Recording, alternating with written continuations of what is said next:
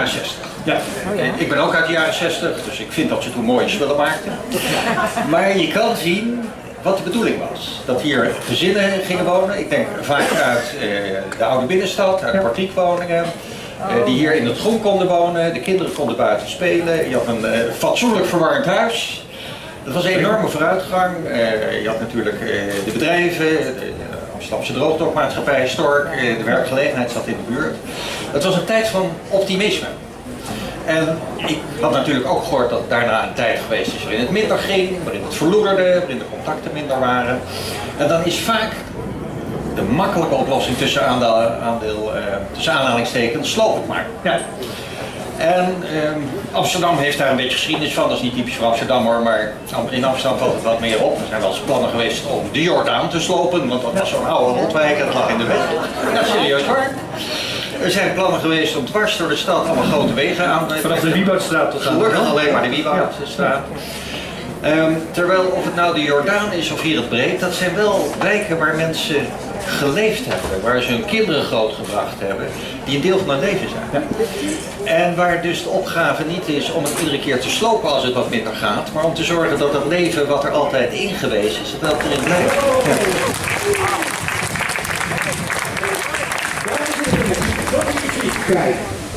Kijk naar het ritme van de gevels, de balans tussen de pilaren, dans.